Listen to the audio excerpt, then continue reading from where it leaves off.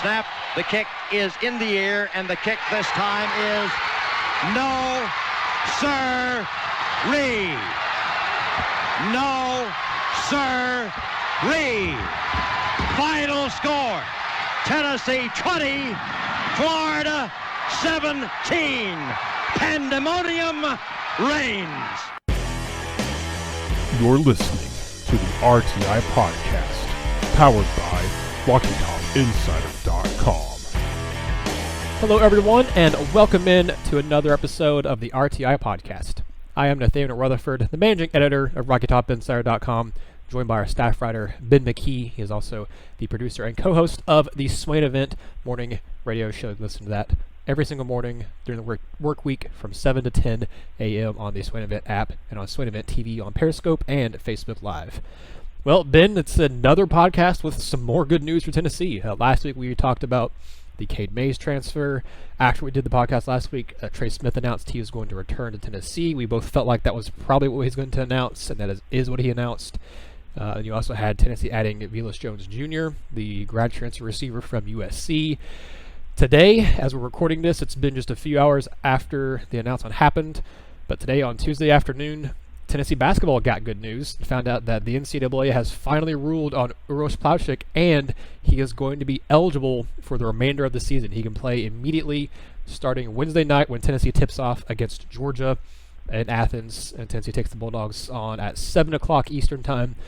Imagine Plavsic's going to make his debut, because this isn't a situation where you had with, sort of like Santiago Vescovi, where he just came in, and of course he ended up immediately starting, but he just came in and hadn't practiced with the team and had maybe a week of practice before he made his debut.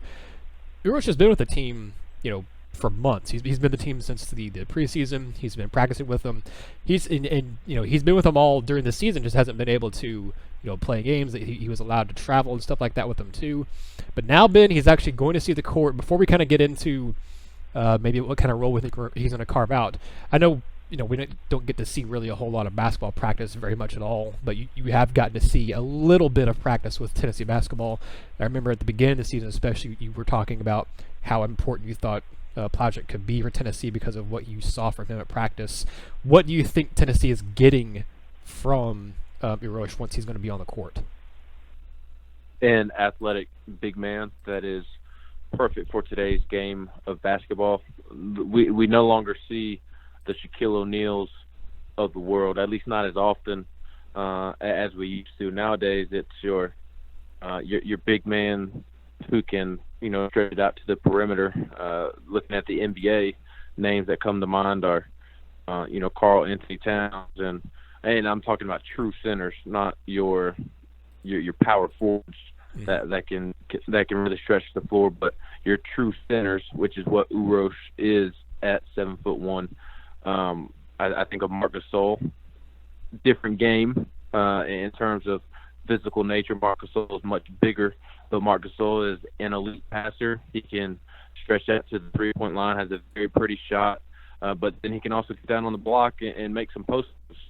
Jonas Valanciunas is balling out with the Grizzlies right now, and he has that same game where he can extend out to the 3-point line, but then he can get in the post and go to work and rebound and make some plays. He can pass from the post and really set up his guards and his wing players.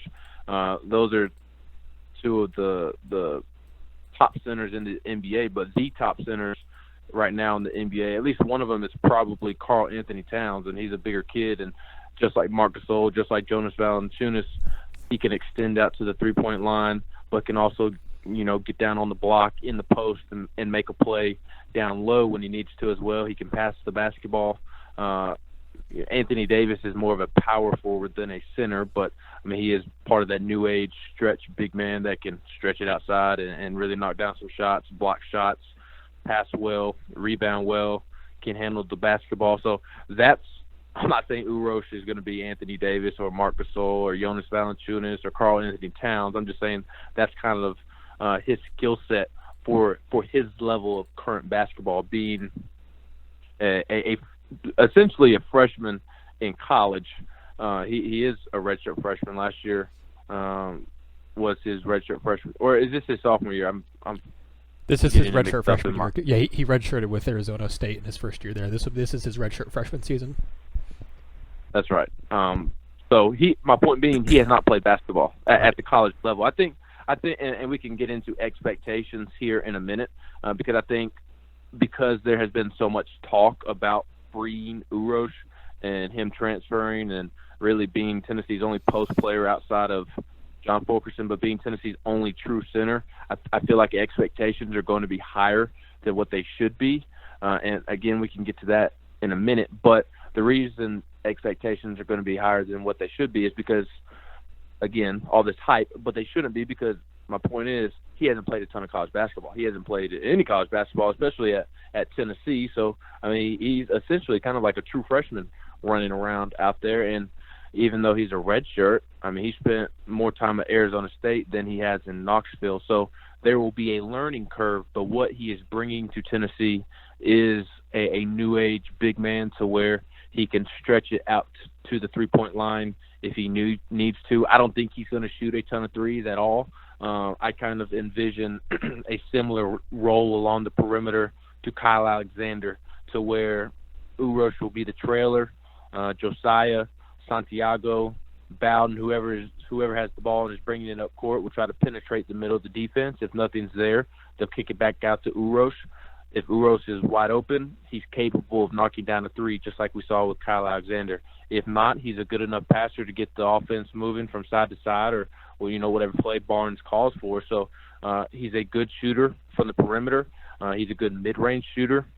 He has great touch around the rim, just tremendous touch around the rim. It seems like he has a really great feel for where he is in regards to the basket at all times, and I think that's where that great touch comes from. So I think he's capable of being an inside scorer, being a guy that can knock down a mid-range jumper, and also when he needs to, knocking down that wide-open three-point play or wide-open three-point shot. That way defenses have to honor him. They can't play the Ben Simmons defense to where the man is essentially standing under the basket. They have to go out and cover Uros at the perimeter, which opens up everybody else in the offense. So I think that's what he brings offensively. And then Tennessee lacks the length right now, and he is going to bring a ton of length.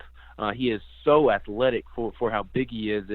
And my favorite thing about Uros that isn't necessarily a basketball trait, it's just a life trait, and it's what everybody should thrive to be on a daily basis. And it's in practice, and you see it there on the bench during basketball games. He is always talking. He is always positive. He's always clapping his hands. He's the first one to greet his teammates after a spectacular play. He's the first teammate to pick up a teammate if they make a mistake. So I love his energy. He brings a positive energy. He is a great communicator on the defensive side of the ball. He is constantly yelling and trying to help with switches and calling out, the opposing team's offense and kind of their actions and ball screens and things like that. So I don't know to what extent he'll be able to do all the things that I just mentioned, but he is a very skilled big man who can bring a lot to the table offensively.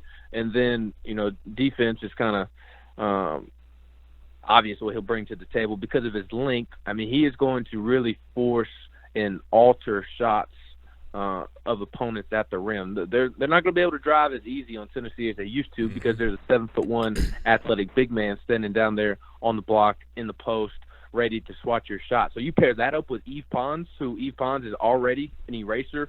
I think statistically he's the second best shot blocker in the SEC right now. So you've got Pons, you've got Uros, and then Folke plays good defense. I mean, that's going to make life tough for teams down on the interior. So, and again, I think I'm kind of reiterating what I just said, but defensively, more so than the blocking and what he'll be able to do rebounding and just having a tall person, as simple as that sounds, on the defensive side of the basketball, I really think the most important aspect will be his ability to communicate with his teammates because that is so important to playing great defense. And because this is a new group of guys, Santiago is trying to get fit in with the rest of the guys, I think Uros is really going to be able to help out with that. So, again, for the expectations conversation, I don't know how much he'll be able to contribute on both ends of the floor right away, but those are the areas on offense and defense that he will be adding to Tennessee. Now it's just a matter of how much will he be contributing. Yeah, if nothing else, he's a guy who you just mentioned there about his defense. He's a guy that I think alters the way teams attack Tennessee offensively, because Tennessee's had an issue when they face teams with bigger post players. Obviously, when Tennessee played Memphis, they didn't have James Wiseman, but they still had guys down low who could attack. LSU had guys down low who could attack. That's been Tennessee's biggest weakness defensively. Defensively, Tennessee's been, overall this season, very, very good. They're the top 10 in the entire country. All 353, I think that's how many there are, 350-something Division I schools. Tennessee is number 10 in the entire country, entire Division I basketball in points allowed per game at only 59.3. They have they have 89 blocks, which was in the top 20 for total blocks in the season. As you mentioned, E. Pons leading the team with 2.6 blocks per game, but he's not the only one that's been a good shot blocker and a good shot alterer. As you mentioned, Fulkerson plays some pretty good defense too, but Fulke he's physical, but he's not to the same degree that you would like, and he's not as athletic as you would like. He's a guy that's a hustle guy, and it's kind of I look at Fulkerson as a slightly more gifted Dame Bradshaw type of guy, and a taller version of Dame Bradshaw. Because Bradshaw, he never averaged double figures, and Fulkerson's at least averaging double figures in points right now. But Bradshaw can do a little bit of everything for you. Fulkerson can do a little bit of everything. 11 points, 5.5 rebounds, 1.5 assists per game. He averages about a block per game. He does a little bit of everything for you. He shoots pretty well. He's averaging, I think right now his field goal percentage is 65.7%. Obviously he doesn't shoot the three, but he does shoot free throws pretty well too, especially for a big guy. So I think this, if nothing else, it gives Tennessee that added rim protection. I don't know how good Plavsic's defense is going to be, but he, as you said earlier, he moves well. He's athletic, especially given his size at 7 foot 240. Tennessee just doesn't have a guy with that kind of girth on the team this year. You looked at the past years with Admiral Schofield and Grant Williams, and granted they weren't the tallest guys out there, but they had a lot of body mass, especially Grant and Admiral. Those two specifically. Pons this year has that same kind of build, but he's kind of the only one. I guess Camwa does a little bit, but he's a freshman, so you can kind of see it's not really developed muscle like you had with Admiral and Grant by the time they were juniors, and by the time Admiral was a senior especially, and by the Pons being a junior too. But I think Plavsic, he's not necessarily the most ripped guy ever, he's definitely not a slouch. He's got a big body, big frame, big muscles, long arms. He brings something to Tennessee that they don't have right now, and I don't know how. One thing that Kyle Alexander got lauded for was being a rim protector on defense. I think Plavsic can be kind of the same thing. I think Alexander a little more, I wouldn't say scrawny, but he wasn't as bulky as I think Plavsic is. He can move around a little bit more and was quicker and stuff. But I think that's going to help Plavsic because he's not going to be able to be backed down in the paint. Whereas that was a little bit of an issue with Alexander. He was a guy that could definitely block shots in the paint and was like I said, a good rim protector. But I think Plavsic has the kind of build and everything that if nothing else, even if he doesn't do a whole lot for you on offense, he adds to what Tennessee's defense already does well, and then adds that extra layer of where the teams have been attacking Tennessee and having success against Tennessee. They should no longer be able to have as much success, and obviously that's going to be dependent on foul situations and what the rotation stuff is going to be like, and I think that kind of lends them perfectly here to the next point I want to talk about, and that is what exactly is. You mentioned his expectations. What should expectations be for Plavsic? What should his role be? Because I'm looking at what he's, Tennessee's starting lineup and stuff like that. Who do you put him on the floor with Fulkerson? And if you do that, you're going to have to sit somebody, whether it's going to be Pons or Bowden or Josiah Jordan James. One of those guys is probably going to have to be on the bench unless because you want to have Vescovi out there as your point guard. That leaves two spots open. So, that's either Bowden and James or Bowden and Pons or Pons and James, and maybe you bring Bowden off as the sixth guy since he's been struggling so far this, here in the past, 3 or 4 games or so. I think they'll ease him into it. I don't know. They didn't ease in Vescovi into everything, and he just joined the team and was, I guess, wowing at practice. But and Plavsic's been here for 4 or 5 months, if not longer than that at this point. He was practicing with the team in October, and they found out in November that he was not going to be eligible. But I think his role is going to be interesting to see how many minutes he averages per game, and how much he does on offense, what the expectations are for him. Because I'm with you, Ben. I think a lot of fans probably have maybe unfair expectations. I don't think anyone's expecting him to be, a guy who's an average a double or anything like that. But I think people are maybe expecting a little too much of him because they had all the hype built up for him. I think he's going to be a good player. I just, he's still, like you said, he's a redshirt freshman who didn't play any games last year. He played in, I think, Arizona State's exhibition game, and even then it was a handful of minutes. He didn't play a single game during the regular season. And granted, he's been able to practice and stuff with the team, like I said, but practice and games are totally different. Brick Barnes and the way they practice is very intense, and I imagine he's going to be prepared for the games, but he's going to face some pretty good competition here in the SEC coming up soon in the next few weeks, and Georgia's got a pretty decent team. Not top tier in the SEC, but they've got Edwards, who's a really, really good player, potentially number 1 overall pick in the NBA draft later on this year. But my expectations, Ben, for him is right now, at least, is to really just help it on defense a lot. And like you said, the communication is going to be very, very key with him and his teammates, because that's been something that we got used to seeing that at an elite level with the team the last couple years, with the guys who've been playing with each other for years, with Grant, Admiral, Bone, and Alexander, and how those guys all knew where the other everybody else was going to be. They had elite communication because they'd played with each other for a while. This year, obviously, with all the new faces and all the new guys coming in, that communication's been an issue a lot of times, and it's gotten better. It's slowly getting better, but you still have issues with it in games. You can see some of the turnovers are caused by communication problems, and some of it's also just because you have a lot of young guys trying to handle the ball for first times in their career at a collegiate level. I'm expecting Plavsic to come in, and I don't think he's going to start immediately. I think he's going to be a guy I think you'll have him and Fulkerson on the floor sometimes, but I think he might be more of a guy that you're spelling Fulkerson at first. I don't know, maybe 15-20 minutes a game here early on for him. I don't know that you're going to have him playing a ton. I think it might be just dependent on the teams Tennessee plays. If you have a more post-heavy team, obviously I think you'll see more Fulke and Uros out there together.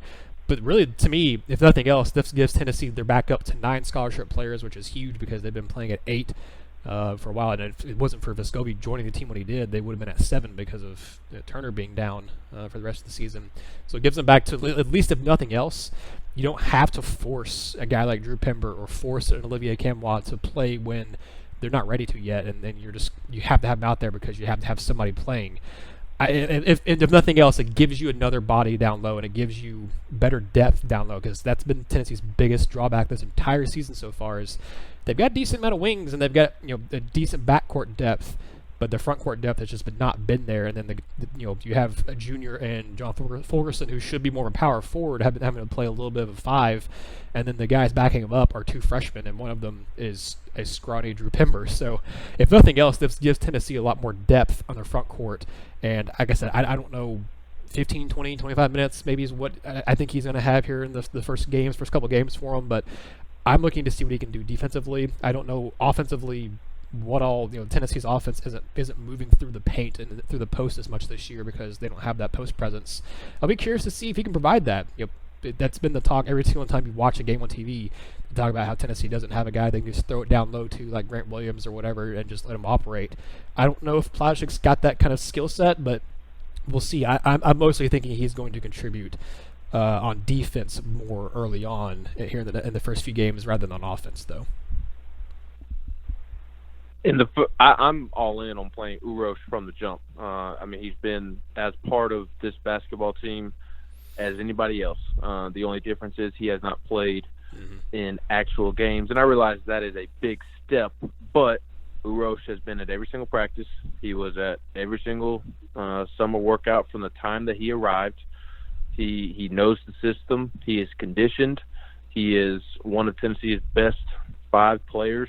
He's Tennessee's I don't know about best post player because he has not played a game yet, and John Fulkerson is an effective basketball player at times, but he's right there next. He has the ability to have as big of an impact as John Fulkerson just because he brings a different skill set that Tennessee does not have to the table. So if I'm Rick Barnes, I'm playing him 30 minutes tomorrow night, and he's in the starting lineup. Because of what I just said. He's been around the team since the day that he stepped foot on campus, whereas, Santiago was here for a week, and they were more than willing to play him because they needed him, and they need Uros. So I think Uros will start tomorrow night, and I think that he will play, assuming that he stays out of foul trouble and just is just not a bad basketball player out there. I think he'll play the majority of the basketball game. I think he'll play 30 minutes just because, again, he brings something to the table that Tennessee does not have, and he can be the difference. I think if you went back to the Memphis game and played Uros, I think Tennessee wins that basketball game. I think if you go back and you play Uros against Cincinnati, I think Tennessee wins that basketball game. So I absolutely think that Plavsic will play a lot tomorrow night, and I think he'll start. It would be different if he were a guard, just because you have Santiago, you have Bowden, you have Josiah, you have players there that are already kind of fixated. So if Tennessee already had a true center, a Kyle Alexander that was already playing, then yeah, bring him off the bench, let him play 20, 25 minutes. But this team needs Uros, and he's going to get thrown to the wolves tomorrow, and I think he'll handle it well because, again, it's a completely different situation than Santiago, just because Santiago's still learning the offense. Plavsic's been running with not necessarily with the ones like they do in football, but everybody gets reps in basketball because there's not as many players each day in practice, and he's been here since day one, so he knows the system. So the question becomes, who do you take out of the lineup? It's not Jordan Bowden. I'll tell you that right now. We can talk about offense and his 1 of 17 shooting and his 1 of 12 shooting from three, and that was historically bad.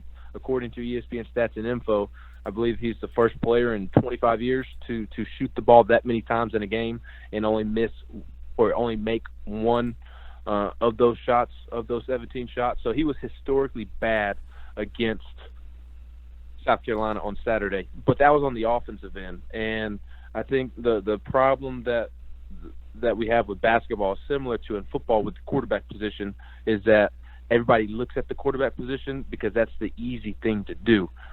Same with basketball. It's easy to look at what the player is shooting from the field and see the 1 of 17 and rightfully say, oh, that's terrible. It is terrible, but that doesn't define him as a basketball player, because at the end of the day, he's still Tennessee's best defender. And when you're going up against the number 2 overall player in the country, or not in the country, but the potential – I think he was the number 2 player overall in the country this past year after James Wiseman. But what I was getting at was that he's the potential number 1 overall NBA draft pick. He's been struggling a little bit of late, but he has the ability to single-handedly win Georgia that basketball game tomorrow night. So you have to stick Jordan Bowden on Anthony Edwards from the jump. This can't be a situation to where Bowden comes off the bench 4 minutes into the game or 3 minutes into the game, because what if Anthony Edwards just goes off the first 2 minutes of the game, Tennessee's down by 10, and because you sat Bowden, you don't even really have a chance to come back and win because you got down in such a big hole early on. So I get the offensive frustrations, but Bowden has been really good on defense, and he was good on defense Saturday against South Carolina despite shooting so poorly from the field. You heard Rick Barnes say that on Monday during his press conference. So I don't think you take Bowden out of the starting lineup for defensive purposes. Now, if you go look on Tennessee basketball social media and their Twitter account, they put out a video of Uros being told the news of him being eligible. And if you look closely, I'll whisper this so Georgia isn't listening and taking note, but Jordan Bowden was not practicing. So I don't know what it means about Jordan Bowden not practicing, but in the video you can see him in sweatpants and in a long sleeve shirt. So I don't know what that means, but and maybe it's just Barnes trying to give him a day or two to just mentally take a day off. Because I know the theory is you have to let shooters shoot through their slump, but it's gotten to a point now to where it may be just best for Jordan Bowden not to pick up a basketball between the South Carolina game and the Georgia game. So there may be an injury. He may be sick. He did have a bottle of water in his hand, so maybe he wasn't feeling well. But it also may be a situation to where just give him a break, man. Just don't even pick up a basketball. And you know, you can afford that with Bowden because Bowden knows the offensive system. He runs the right plays. It's just his shot's not falling, and he's had a bad turnover or two here. So that's a long-winded way of saying if Bowden does play, then I do not sit him on the bench. Now, if he goes out there in the first 10 minutes of the game and he's having a shooting performance like he did against South Carolina, I do think you'll see Rick Barnes make an adjustment that he alluded to following the South Carolina game, saying that we can't just continue to trot Jordan Bowden out there and let him miss those shots. At some point, we're going to have to play other players who put in the same amount of work, make the same shots in practice, let them go out and make or miss those shots if we need to. So I do think he'll make an adjustment if he needs to. But I do think Bowden will be in the starting lineup with Eve, who you saw Kim English tweet out. I think it was over the weekend. It was recently, since the South Carolina game. It might have been yesterday. But Tennessee put out a cool graphic highlighting where Eve stands statistically in the SEC, blocking the basketball. And Kim English quote tweeted that and said that there's not a better defender in the country 1 through 5 or something along those lines. So Barnes loves starting defensive-minded players at the beginning of the game. So I think Eve will be in the game. I think Folke will be in the game. So I think it'll come down to if Plavsic is going to start, do you start Josiah or do you start Santiago? And to be honest with you, I think he'll start Josiah and let Santiago come off the bench and allow Santiago to kind of see the game from the bench at the start of the game, and then let him come in and be a real spark off the bench and be able to manufacture some offense. And the reason I think he'll start on the bench is solely because of the turnovers. If he wasn't turning the basketball over, I do think that he would remain in the starting lineup, even with Plavsic coming back. And then at that point, maybe you do sit Bowden, or maybe you sit Josiah, or you sit Pons. Maybe you sit Folke. I don't know. But I think because of the turnovers and just how turnover prone he has been, to his own detriment, it's been kind of cool to watch. In the first 30 minutes of the Missouri game, the first 30 minutes of the South Carolina game, he wasn't that good, and then he just turns it on at the end of the game and turns into a really productive player. So I may be completely wrong, but I think because of the turnovers, I think Santiago will come off the bench, but he'll still play heavy minutes though. Yeah, I think I like that idea of having Vescovi be able to sit and watch, even if it's just through the first media timeout. You bring him in, after the first 4 or 5 minutes of the game. I think I like that idea of having him benched and letting him watch it. Like you said, kind of starting out with your defensive guys out there, because James is a really good defender too. I mean, Vescovi, that's kind of the thing he struggles with the most, aside from turnovers, he hasn't adjusted to playing defense yet in college, and that'll just come with time for him, just like cutting down the turnovers will too. But James is already a really good defender. He's actually, to me, he's a sneaky good defender. He's got really good length. He's probably I would say he's the longest guy on the team as far as just how long his arms are, and obviously he's not 7 foot like Plavsic, but he's just, to me, he's a very good athletic player who, kind of like Pons, can defend in multiple spots on the court. He's not just going to defend 1 or 2 positions. He's capable of defending 3 to 4 spots because he's about 6'6" and has really good wingspan. To me, this upcoming game, the first time you're going to see Plavsic play against Georgia, I think it really helps Tennessee out, and they can really go after and defend Rayshawn Hammonds in a totally different way. That's the junior forward for Georgia, who's about 6'8", 235. He's the second leading scorer on the team behind Anthony Edwards. He's averaging about 13.5 points, just under 9 rebounds a game this season. He was a former high 4-star prospect when he came to Georgia. He's from Norcross, Georgia. But that to me really changes how Tennessee is able to defend him, because before that, you would have, I guess, probably Fulkerson on him, and then probably you could match up Pons with him because Pons is so athletic, and then like you said, he can defend pretty much the 1 through 5. But I feel a lot better knowing that you have a 7-footer down the post to stop him, and you have Fulkerson, and you have Pons who you can match up with him on there, and you have multiple guys who you can kind of put on him to make sure he's not going to do anything. Or it frees you up to put Pons on Edwards if you don't have Bowden doing it, because like you said, I do think you put Bowden, kind of have him on lockdown with Edwards in this one specific game against Georgia. But it frees you up a little bit. It gives Tennessee more freedom to do a lot more things defensively and offensively. Because like I said, I'll be curious to see what kind of offensive game Plavsic brings. It's like you said, he's got a good mid-range game. He can attack the basket in a way that Tennessee can't right now with the guys they have.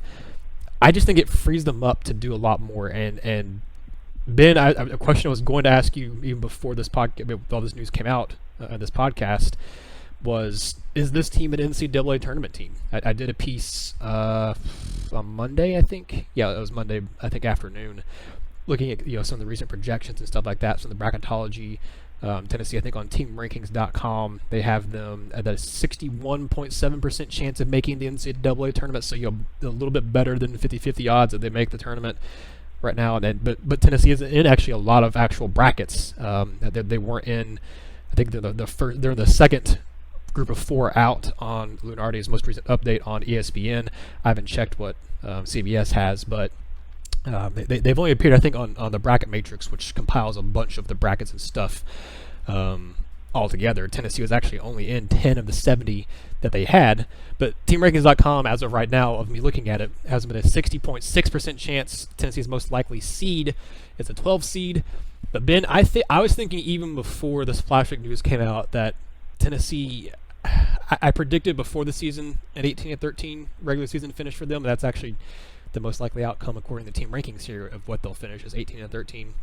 And I think that mark, an 18-13 mark, coupled with at least one, if not two, I think if you get 2 SEC tournament wins, you're probably in.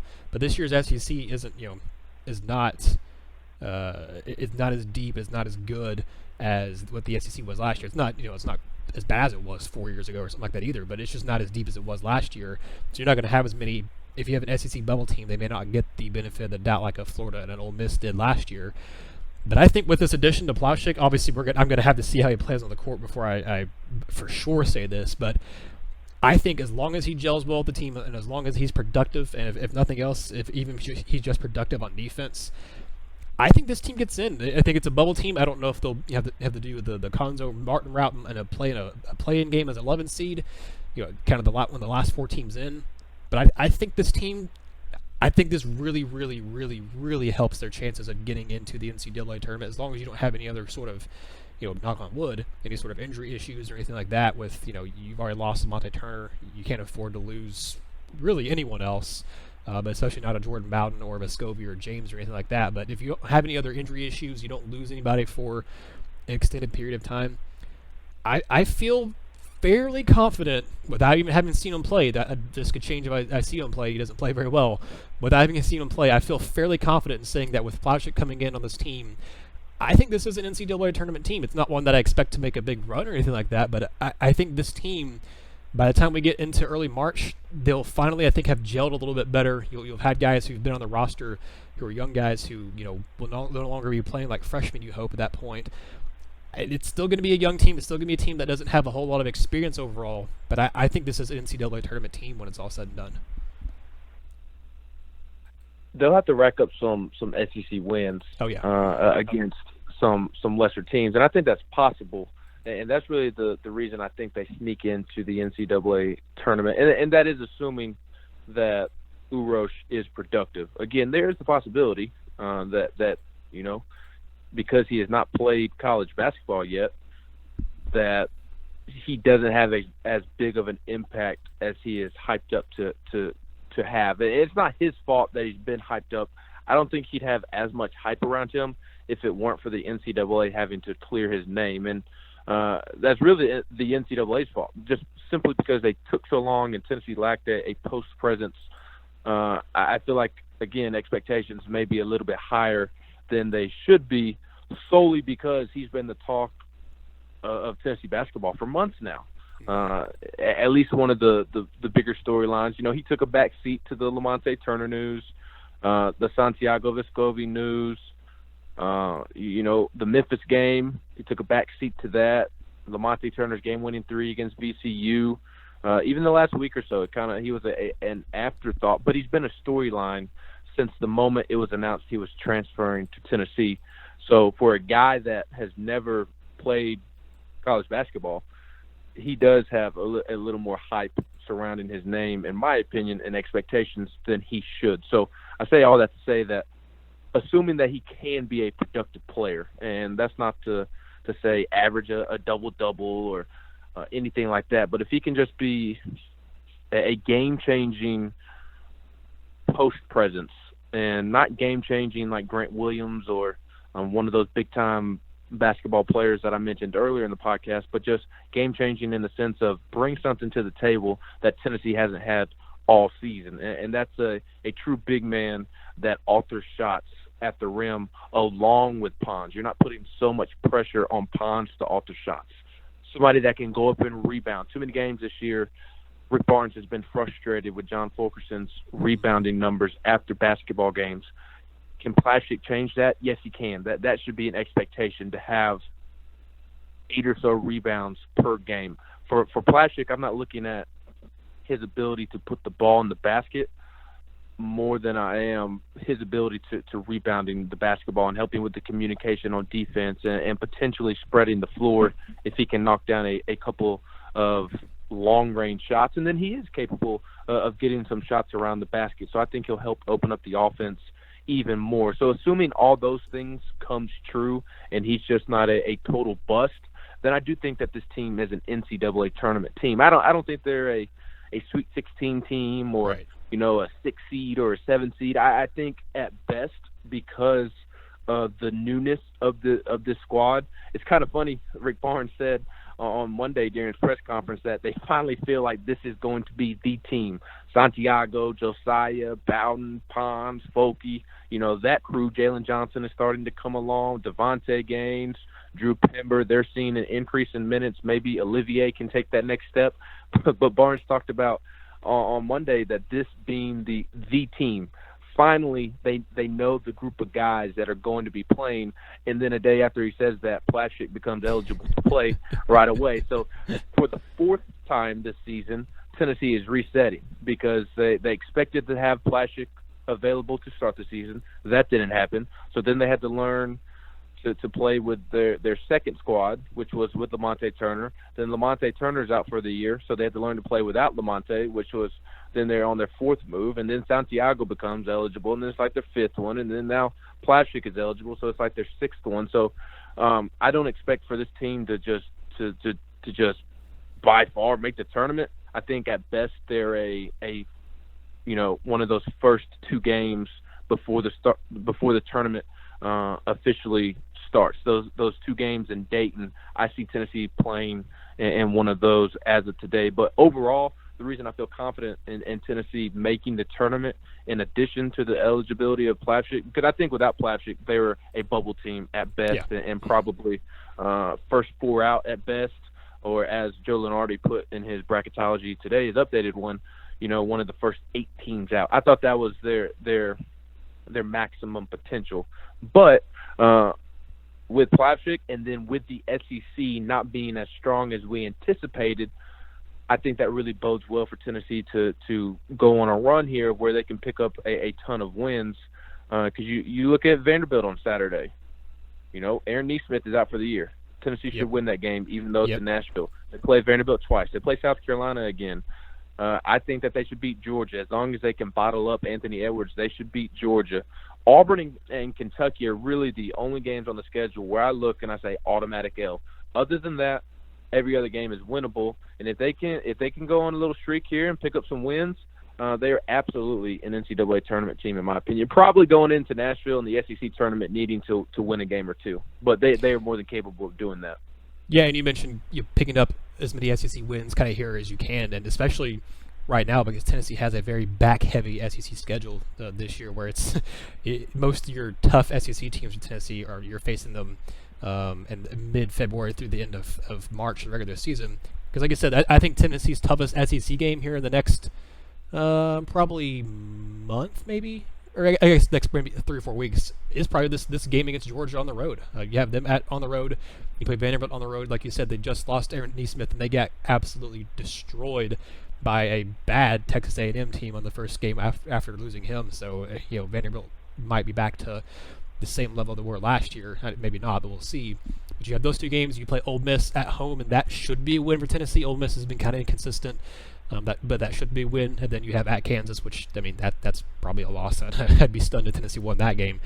You play Texas A&M, like I said earlier, they're bad. Mississippi State's been kind of up and down, but Tennessee, that's on the road, so you never know. But that probably should be a win.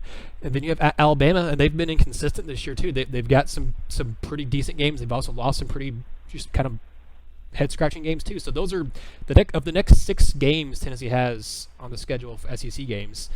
I mean, Tennessee's got a chance to win all 6 of them, and maybe they can or maybe even you could say should win their next 6 SEC games. And even if they go 5-1, that'll put them at 15 wins on the season at that point. And then assuming they lose, like I said, 1 SEC game and against Kansas, that'll be 15-7, which that's not a bad record at all when you're about to come in and face Kentucky and then face a good Arkansas team this year. And then you go at South Carolina and Vanderbilt, which that should be probably 2 more wins for you. And then at Auburn, at Arkansas, a just really weird Florida team this year that I have no idea what to make of them. And then at Kentucky, and to finish off the season at home against Auburn. But I don't know. This is a different conversation for a different day. But Florida has been just probably the hardest team to figure out in the SEC this year. Obviously, started the season with number 6 in the country, which we all thought that was a little high for them. They lose to Florida State in the second game of the year, then they lose to UConn. But then they come out and they reel off some wins. They beat Xavier, and then I think they jump back into the top 25 after that. Then they lose to Butler by 14 points. They beat Providence, lose to Utah State by 3. Come out and then they beat Alabama, but it takes them 2 overtimes to do it. They pretty handily beat South Carolina. And then they lose to Missouri. They didn't just lose to Missouri, Ben. They gave up 91 points to a Conzo Martin team. I couldn't tell you the last time I saw a Conzo Martin team score 90 points in a game. That is just it's baffling what Florida is this year. They're the exact same record Tennessee has right now at 10-5. They're also 2-1 in the SEC, just like Tennessee. So they've been really hard to figure out. But I'm with you. I think the only games to look at, I still think Tennessee beats Kentucky, probably maybe at home in Thompson-Boling, because Rick Barnes just, for whatever reason, is able to beat Cal and beat Kentucky at least once a season, it feels like. So I think they can maybe at least win 1 against Kentucky. But other than Kentucky and Auburn, and maybe on the road against Arkansas too, and obviously against Kansas, I'm talking about just SEC schools, Tennessee should or could or whatever, they have a good chance of winning all the rest of those games. Like you said, that puts them right there probably on the bubble and needing maybe a win or 2 in the SEC tournament to really secure that spot. But I fully agree with you. I think this team, I think with the addition of Plavsic, like I said, we got to see him play, and that could change how we feel. But I think this team is trending in the right direction, and hopefully for everyone, for fans and for us both, they will make the return trip to the NCAA tournament for the 3rd straight year, which is only maybe the second time they've happened. It's the only second time that's happened. I think this I guess past 15 years or so, because the last time it happened was when Bruce Pearl's head coach, when they made it 6 straight years. So getting 3 straight years would be huge for Tennessee, and hopefully they could do it. But that'll be where we end this podcast. We have a lot more stuff we'll talk about. We'll try to do a second one, I think, later this week too, because we haven't even touched on football stuff, and it's just been a good couple weeks here, Ben. Since the start of 2020 has been really good for Tennessee. You had the bowl win over Indiana in dramatic fashion to finish the season 8-5. This is just on the football front. You added Cade Mays as a transfer. You added Uros Jones Jr. as a transfer. You had Miles Jones as a transfer from Nebraska. You got Trey Smith back. Britton Samaglia announced he's coming back. Jerry Garantano, as we're recording this, Ben, he just tweeted out that he's coming back, which that wasn't a huge surprise, but he's coming back too. It's just been a lot of good news all kind of at once. And then on the basketball front, you had that loss to LSU, but otherwise you've got 2 SEC wins. Santiago Vescovi's pretty much impressed in his first three games, especially considering that he wasn't with the team until he came into this year. The way he's played has been very good, and now you got Uros Plavsic getting cleared. It's been a really good start to 2020, and we would be remiss if we didn't advise you all to keep your cups on and make sure they're securely fastened and everything, but this has been a good start, Ben. I'm looking forward to talking about more good news with you, hopefully, in the next podcast. But that'll be where we end this one. We appreciate all of you for tuning in to this episode of the RTI Podcast. You can find us on Apple Podcast. If you have an Android phone, you can have us on there, whatever podcasting catcher app you use. We're also on YouTube. There's Rocky Top Insider on there, and a lot of you listen to the podcast to interact with it that way, so we really appreciate that. Subscribe to our channel there, and also turn on notifications so you can see when we post new podcasts, new post-game videos, new interviews, and things like that as well. We're on Facebook, Twitter, and Instagram. We're Rocky Top Insider on all of those. Thank you all for listening, and until next time, this has been another episode of the RTI Podcast.